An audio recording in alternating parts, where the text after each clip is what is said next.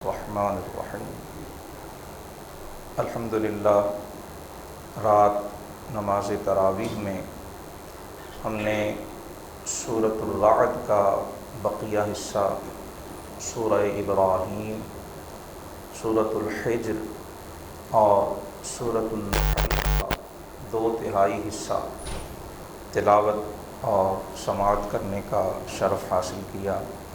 دعا ہے کہ اللہ رب العالمین اس عشرہ مغفرت کا صدقہ ہمارے پڑھنے اور سننے اپنی بارگاہ میں قبول و منظور فرمائے، ہمارے لیے، ہمارے والدین کے لیے اور ساری امت کے لیے مغفرت و بخشش اور ہدایت و نجات کا ذریعہ فرمائے۔ سورۃ الرعد، اس کے بارے میں مفسرین کی 2 آراء ہیں۔ بعض کے نزدیک یہ مکی ہے اور بعض کے نزدیک مدنی ہے، اور بہترین رائے اس میں علماء فرماتے ہیں یہی ہے کہ یہ سورہ ہے تو مکی، لیکن اس کی کئی ایک آیات ہجرت کے بعد بھی نازل ہوئیں، اس لیے اسے مدنی بھی قرار دیا گیا۔ 43 آیتوں اور 6 رکوعوں پہ یہ سورہ مبارکہ مشتمل ہے۔ اس صورت میں خاص طور پر اللہ سبحانہ و تعالیٰ کی قدرت قاہرہ اور اللہ پاک کے علم محیط، اس کے علم وسیع کا بیان خصوصیت کے ساتھ کیا گیا، اور دعوت دی گئی کہ جو پروردگار ایسی بے مثال قدرتوں کا مالک اور ایسے علم وسیع اور محیط کا مالک ہے، وہی اس لائق ہے کہ اس کی عبادت کی جائے، اسے معبود برحق مانا جائے اور اس کے ساتھ کسی کو شریک نہ ٹھہرایا جائے۔ آغاز صورت قرآن حکیم کی حقانیت سے کیا جاتا ہے کہ جو اللہ پاک کی طرف سے آپ پر اتارا گیا وہ حق ہے، لیکن اکثر لوگ ایمان نہیں رکھتے۔ دعوت دی گئی، فرمایا اللہ وہ ذات ہے جس نے آسمانوں کو بغیر ستونوں کے پیدا فرمایا، عرش پر اپنی شان کے لائق استوا فرمایا، سورج اور چاند کو مسخر فرمایا، اور ہر ایک مقررہ مدت کے لیے جاری و ساری ہے۔ یدبر الامر، اس نے صرف کائنات کو پیدا نہیں کیا بلکہ ہر آن، ہر لمحہ، ہر پل، چھوٹے سے چھوٹے اور بڑے سے بڑے معاملے کی تدبیر فرمانے والا بھی وہی ہے۔ وہ اپنی آیتیں کھول کھول کے بیان کرتا ہے، لعلکم بلقاء ربکم توقنون، تاکہ تم اپنے رب کی ملاقات پہ یقین رکھو۔ آسمانوں کی طرف توجہ دلانے کے بعد پھر زمین کی طرف متوجہ کیا گیا۔ فرمایا اس زمین کو تو دیکھو، ہم نے کیسے تمہارے پاؤں کے نیچے یہ فرش کی طرح بچھا دی ہے، تمہارے بھلے فائدے اور نفع کے لیے۔ اس میں کہیں دریا رواں کر دیے ہیں، کہیں نہریں بہا دی ہیں، کہیں برف پوش چوٹیاں تمہیں دعوت نظارہ اور دعوت فکر دے رہی ہیں۔ پانی ایک، زمین ایک، بیج ایک، اس ایک بیج، ایک پانی، ایک زمین سے جب پھل پیدا ہوتا ہے تو اس کی رنگت بھی مختلف ہے، ذائقہ بھی مختلف ہے، اور اس کی تاثیر بھی مختلف ہے۔ فرمایا کیا تم غور نہیں کرتے؟ ان فی ذلک لآیات لقوم یعقلون، فرمایا ہم نے تو اس میں عقل والوں کے لیے نشانیاں رکھ دی۔ مشرکین کے عذاب کی جلدی مچانے کا ذکر کیا گیا اور فرما دیا گیا کہ اگر تمہارا پروردگار بندوں پر ان کے ظلم کے باوجود بہت معاف فرمانے والا نہ ہوتا تو ان کا قصہ لپیٹ دیا جاتا، لیکن اللہ پاک انہیں مہلت عطا فرماتا ہے، اور اس کا دستور یہ ہے کہ انما انت منذر ولکل قوم ہاد۔ اللہ پاک عذاب سے پہلے ڈرانے والے کو ضرور بھیجا کرتا ہے، اور ہر قوم کی طرف اللہ نے ضرور کوئی نہ کوئی ہادی اور رہنما بھیجا ہے۔ پھر جب اس ہادی اور رہنما کی ہدایات کو اس قوم نے نظر انداز کیا، پس پشت پھینک دیا، تو تب عذاب الہی کا کوڑا ان پر برسایا گیا۔ آیہ نمبر 8 سے اللہ تعالیٰ کے علم کا ذکر کیا جا رہا ہے کہ ہر مادہ کے پیٹ میں جو کچھ ہے اور اس میں جو تغیرات تب اس میں رونما ہوتے ہیں، اللہ پاک ان سب کو جانتا ہے، ہر چیز کو اس نے ایک اندازے سے پیدا فرمایا ہے، غیب و شہادت ہر بات کو وہ جاننے والا ہے۔ کوئی آہستہ سے بات کہے یا بلند آواز سے کچھ کہے، کوئی رات کی تاریکی میں کہیں چلتا ہے یا دن کے اجالے میں کوئی حرکت کرتا ہے، اللہ پاک ہر ایک کو جاننے والا بھی ہے اور اس سے واقف اور آگاہ بھی ہے۔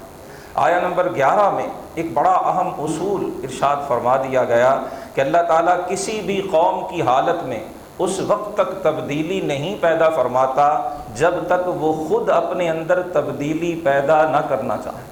مفسرین فرماتے ہیں کہ جو قوم بھی ذلت اور رسوائی کے پاتال سے نکل کر عزت کے مرتبے پر فائز ہونا چاہتی ہے، پہلے اسے اپنی کوتاہیوں کو دیکھنا پڑتا ہے، ان سے جان چھڑانا پڑتی ہے، اپنی سستیوں اور غفلتوں کو ترک کرنا پڑتا ہے، پھر اللہ پاک ان کے سروں پہ عزت کا تاج پہناتا ہے۔ اور جو قوم خود ذلت کے گڑھے سے باہر آنا ہی نہ چاہے، جو صرف یہ چاہے کہ چونکہ ہم مسلمان ہیں، چونکہ ہم خیر الامم ہیں، لہٰذا ہمیں اب کسی چیز کی کوئی ضرورت نہیں ہے، ہم خود اسی امت کے، جس نبی کی امت ہے ان کی ہدایات کو پس پشت پھینکتے رہیں، خود قرآن کی تعلیمات کو نظر انداز کرتے رہیں، ہمیں ترقی بھی مل جائے گی، کامیابی بھی مل جائے گی، یہ نری خام خیالی ہے، یہ سنت الہی کے خلاف ہے۔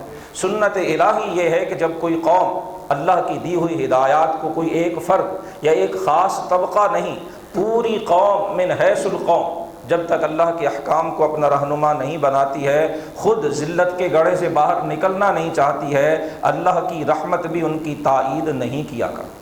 اور فرمایا جب اللہ کسی قوم پر عذاب بھیجنا چاہتا ہے تو کوئی اس عذاب کو روکنے والا نہیں ہو سکتا۔ کڑکتی ہوئی بجلی کو اللہ نے اپنی قدرت کی نشانی ارشاد فرمایا، برستے ہوئے بادلوں کو اپنی قدرت کی نشانی ارشاد فرمایا، انسان کے جسم کے سائے، فرمایا یہ سائے بھی اللہ کی بارگاہ میں سجدہ کرتے ہیں۔ کیا اندھا اور بینا یہ برابر ہو سکتے ہیں؟ یا اندھیرا اور اجالا کیا یہ یکساں ہو سکتے ہیں؟ جیسے یہ نہیں ہیں، اسی طرح سے جنہیں تم خدا کا شریک ٹھہراتے ہو وہ بھی ہرگز اللہ کا شریک ہونے کی کوئی صلاحیت نہیں رکھتے۔ مثالوں کے ذریعے واضح فرمایا کہ جو چیز انسانیت کے لیے مفید ہوتی ہے اللہ اسے بقا عطا فرماتا ہے، اور جو غیر ضروری اور جو بے فائدہ چیزیں ہوتی ہیں اللہ پاک انہیں ضائع فرما دیا کرتا ہے۔ حق انسانیت کے لیے مفید ہے، اسی لیے اللہ حق کو باقی رکھتا ہے۔ باطل انسان کے لیے جو ہے وہ غیر مفید اور ضرر رساں ہے، سو اللہ اسے مٹا کے رکھتا ہے۔ اہل ایمان کے اوصاف اور جو قرآن سے ہدایت حاصل کرتے ہیں وہ ذکر کیے گئے کہ وہ اپنے وعدوں کو پورا کرتے ہیں، انہیں توڑتے نہیں، رشتہ داری کو ملا کے رکھتے ہیں، اپنے رب سے ڈرتے ہیں اور حساب کے دن کا خوف رکھتے ہیں، اللہ کی رضا کے لیے صبر کرتے ہیں، نماز قائم کرتے ہیں، ہمارے دیے ہوئے رزق میں سے خرچ کرتے ہیں اور برائی کا بدلہ اچھائی کے ساتھ دیتے ہیں۔ اولئک لہم عقبی الدار، فرمایا یہ وہ خوش نصیب ہیں جن کے لیے اللہ نے آخرت کا بہترین گھر تیار کیا۔ سورہ رعد کی آیا نمبر 28 میں ذکر کیا گیا کہ جو ایمان والے ہیں ان کے دل اللہ کے ذکر سے مطمئن ہوتے ہیں۔ الا بذکر اللہ تطمئن القلوب، اور اللہ کا ذکر ہی دراصل دلوں کی بے چینی کا علاج ہے۔ اسی میں اللہ نے اطمینان اور سکون کی وہ تاثیر رکھی ہے جو کائنات کی کسی اور چیز میں نہیں رکھی گئی۔ اسی رکوع میں بیان کیا گیا کہ اگر قرآن ان مشرکین کے مطالبات کے مطابق قرآن پڑھنے سے پہاڑ اپنی جگہ سے ہٹ جاتے، زمین اپنی جگہ تبدیل کر لیتی، مردے قبروں سے نکل کر ان سے کلام کرتے، یہ ایسے ڈھیٹ ہیں یہ تب بھی نہ مانتے، یہ پھر بھی قرآن پر ایمان نہ لاتے۔ بل للہ الامر جمیعا، اللہ پاک ہی کے ہاتھ میں ساری کائنات کا معاملہ ہے، وہ چاہے تو یہ سارے معجزات انہیں دکھا سکتا ہے لیکن یہ اس کے باوجود ایمان نہیں لائیں۔ انبیاء سابقین کا ذکر ہوا، ان کی امتوں نے جو ان کے ساتھ رویہ اختیار کیا اس کا تذکرہ کیا گیا، اور آخری آیت میں فرمایا کہ یہ آپ کی رسالت کا انکار کرتے ہیں، آپ فرما دیجئے کفا باللہ شہیدا بینی و بینکم، میرے اور تمہارے درمیان اللہ گواہ ہے، وہی کافی ہے۔ ومن عنده علم الکتاب، اور جس کے پاس کتاب کا علم ہے وہ بھی میری رسالت کا گواہ ہے۔ سورہ ابراہیم مکی ہے، 52 آیات اور 7 رکوعوں پر یہ سورہ مبارکہ مشتمل ہے۔ نام سے ہی ظاہر ہے اس میں خصوصیت کے ساتھ ابو الانبیاء جناب سیدنا ابراہیم خلیل اللہ علی نبینا علیہ الصلوۃ والسلام کا ذکر خیر کیا گیا، انبیاء سابقین کا تذکرہ، امم سابقہ کا ذکر کیا گیا، اور اس میں خصوصی طور پر ایمان اور کفر کو ایک مثال کے ذریعے سے سمجھایا گیا۔ آیا نمبر 24 میں فرمایا کہ اللہ تعالیٰ نے کلمہ طیبہ کی مثال ایک پاکیزہ درخت کی سی دی ہے، اصلھا ثابت، جس کی جڑیں زمین میں گہرائی سے پیوست ہیں، وفرعھا فی السماء، اور اس کی شاخیں اوپر آسمانوں کی بلندیوں کو چھو رہی ہیں۔ مفسرین فرماتے ہیں اس سے مراد اور اشارہ یہ ہے کہ وہ ایسا پاکیزہ اور مضبوط درخت ہے کہ وہ زمین سے بھی اپنی خوراک حاصل کرتا ہے اور فضا سے بھی خوراک حاصل کرتا ہے۔ اس کا نتیجہ یہ ہوتا ہے تو اتی اکلھا کل حین، ہر لمحہ وہ درخت پھل دے رہا ہے۔ یہ اللہ پاک مثال بیان فرماتا ہے تاکہ تم سمجھو۔ فرمایا اس سے مراد ہے کہ شجرہ طیبہ ایمان ہے جو مومن کے دلوں کی گہرائیوں کے اندر جو ہے وہ پیوست ہے، اور اس کی جڑیں وہ اللہ کی بارگاہ میں عرش تک پہنچی ہوئی ہیں۔ مومن کو ہر آن اور ہر لمحہ اس کا ایمان نفع دیتا ہے، فائدہ دیتا ہے، اللہ کی بارگاہ میں اس کے درجات بلند ہوتے ہیں اور اسے قرب الہی نصیب ہوتا رہتا۔ اس کے برعکس فرمایا جو کلمہ خبیثہ، اس سے مراد شرک اور کفر ہے۔ فرمایا اس کی مثال ایک ایسے ناپاک اور پلید درخت کی سی ہے جس کی زمین میں کوئی جڑ نہیں، وہ زمین کے اوپر ہی بس پڑا ہوا ہے۔ ما لہا من قرار، جو چاہے اسے ہاتھ سے پکڑ کے کھینچ کر اکھیڑ ڈالے، اس کی جڑیں زمین میں پیوست نہیں ہیں اور ان کی کوئی اصل نہیں۔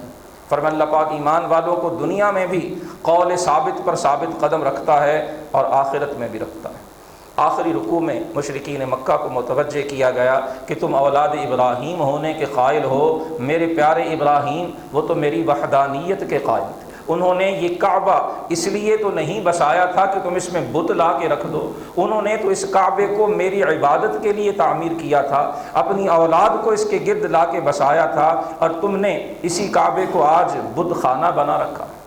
آخری رکوع میں تنبیہ کی گئی کہ یہ نہ سمجھنا کہ اللہ تمہارے اعمال سے غافل اور بے خبر ہے۔ الظالمون کا کلمہ استعمال ہوا، مشرکین مکہ بھی اس کے ذیل میں آتے ہیں، اور قیامت تک کوئی بھی شخص جو دوسروں پر ظلم کرتا ہے، سورہ ابراہیم کی آیا نمبر 42 میں اسے تنبیہ کی گئی کہ یہ نہ سمجھنا کہ اللہ کو تمہارے ظلم کی خبر نہیں ہے۔ اگر وہ تمہاری گرفت نہیں فرماتا، تمہاری پکڑ نہیں کرتا، تو اس کا یہ مطلب نہیں ہے کہ تم اس کی نگاہ سے باہر ہو۔ وہ تمہیں مہلت دیتا ہے اس دن کے لیے جس دن آنکھیں پتھرائی رہ جائیں گی۔ پھر قیامت کی ہولناکی کا ذکر کیا گیا، فرمایا اس دن یہ پکار کے مہلت مانگیں گے، لیکن اس وقت مہلت ختم ہو چکی ہوگی۔ ان اللہ سریع الحساب، اللہ بہت جلد حساب لینے والا ہے۔ سورۃ الحجر بھی مکی ہے، یہ سورہ مبارکہ 99 آیات اور 6 رکوعوں پہ مشتمل ہے۔ اس کا آغاز بھی قرآن حکیم کی حقانیت سے کیا گیا۔ مشرکین اور کفار آپ صلی اللہ علیہ وآلہ وسلم پر جو طرح طرح کے الزامات لگاتے، ان کا ذکر کر کے رد کیا گیا، اور ساتھ ہی آیا نمبر 9 میں فرمایا کہ اس قرآن کو اتارا بھی ہم نے ہے اور اس کی حفاظت بھی ہمارے ذمہ کرم پر ہے، ہم اسے تبدیلی، تغیر اور مٹنے سے بھی محفوظ رکھیں۔ ایک بار پھر آسمان و زمین اور اس فضائے بسیط میں پھیلی ہوئی اپنی قدرت کی نشانیوں کی طرف متوجہ کیا۔ فرمایا ہر چیز کے خزانے ہماری بارگاہ میں موجود ہیں، لیکن ہم ایک اندازے کے ساتھ ہی ان خزانوں کو نازل کیا کرتے ہیں، یہ ہماری حکمت کا تقاضا ہے۔ حضرت آدم علیہ السلام کی تخلیق اور ابلیس کا واقعہ ایک بار پھر ذکر کیا گیا۔ مفسرین فرماتے اس میں حکمت یہ ہے تاکہ قرآن پڑھنے والے کو بتا دیا جائے کہ شر کا آغاز کہاں سے ہوا۔ شر کا بیج ابلیس سے پھوٹا ہے، اور جو بھی شر کا پیروکار ہے وہ ابلیس کے نقش قدم پہ چلنے والا، اور اس کی ذریت کا ٹھکانہ وہ جہنم ہے جس کے 7 دروازے ہیں۔ لِكُلِّ بَابٍ مِّنْهُمْ جُزْءٌ مَقْسُومٌ، اور ہر دروازے کا حصہ اللہ نے طے کیا ہوا ہے کہ کتنے جہنمی اس دروازے سے ہو کر گزریں۔ اہل جنت کے انعامات کا ذکر کیا گیا۔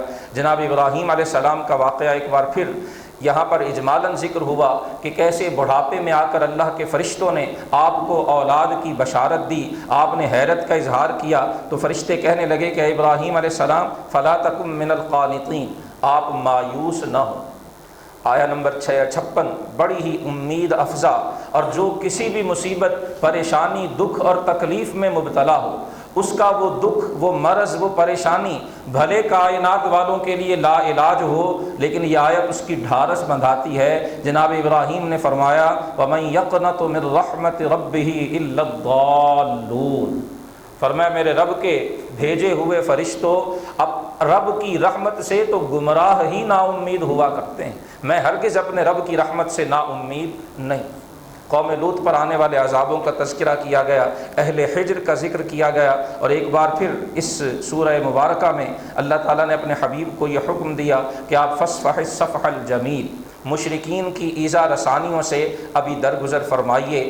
آخری آیت میں تسلی دی کہ ہم جانتے ہیں جو کچھ وہ کہتے ہیں اس سے آپ کا دل تنگ ہوتا ہے، آپ کو اذیت اور تکلیف ہوتی ہے۔ جس وقت انسان جذباتی حوالے سے اذیت، دکھ اور تکلیف کا شکار ہو، اسے کیا کرنا چاہیے؟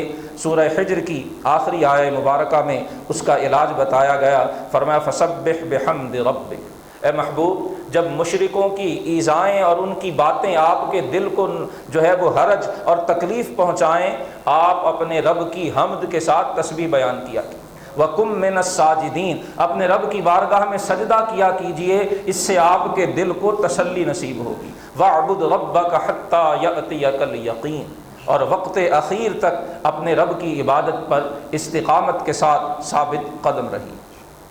سورہ نحل بھی مکی ہے، اس میں 128 آیات اور 16 رکوع ہیں۔ رات اس کی 89 آیات پڑھی گئیں۔ آغاز سورت جو ہے وہ مشرکین کے قیامت کے جلد آنے کے مطالبے سے کیا گیا، اور فرمایا اللہ پاک کی حکمت کا تقاضا جب ہوگا تبھی قیامت آئے گی۔ ایک بار پھر اللہ تعالیٰ نے اپنی قدرت کی نشانیوں کی طرف متوجہ کیا، خصوصی طور پر مختلف سواریاں جس میں اونٹ، گدھے، خچر اور دیگر جو گھوڑے وغیرہ اس وقت استعمال ہوتے تھے، ان سب کا ذکر کیا کہ تم انہیں اپنی سواری کے لیے بھی استعمال کرتے ہو، بار برداری کے لیے بھی، سامان تجارت ایک جگہ سے دوسری جگہ منتقل کرنے کے لیے بھی استعمال کرتے ہو، یہ آج تمہارے استعمال میں ہیں۔ وَيَخْلُقُ مَا لَا تَعْلَمُونَ، اور اللہ وہ سواریاں بھی پیدا فرمائے گا جنہیں تم جانتے بھی نہیں۔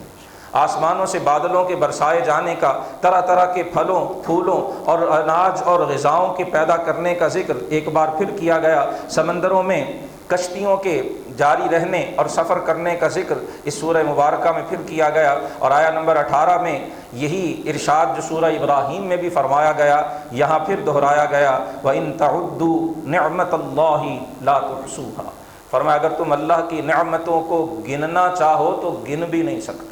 جب تم گن نہیں سکتے ہو تو ان کا شکر کون ادا کر سکتا ہے؟ بے شک اللہ پاک بہت بخشنے والا، رحم فرمانے والا ہے۔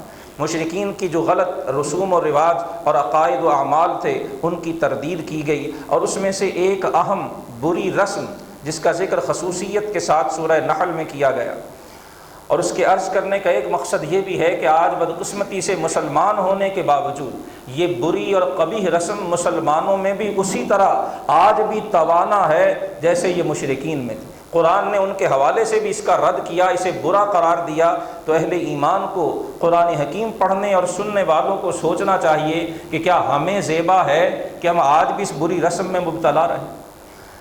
مشرکین فرشتوں کو اللہ کی بیٹیاں کہا کرتے، اللہ پاک نے فرمایا کہ اللہ کی ذات بیٹی اور بیٹے اور اولاد اور بیوی ان ساری چیزوں سے پاک ہے۔ تمہاری اپنی حالت یہ ہے کہ اگر تمہیں یہ خبر ملے کہ تمہارے گھر بیٹی پیدا ہوئی ہے تو تمہارا چہرہ غصے کے مارے سیاہ پڑ جاتا ہے۔ وہ شخص جسے بیٹی کی خوشخبری ملتی ہے وہ قوم سے منہ چھپائے پھرتا ہے اور یہ منصوبے بناتا ہے کہ وہ بیٹی کو زندہ رہنے دے یا اسے زمین میں گاڑ دے۔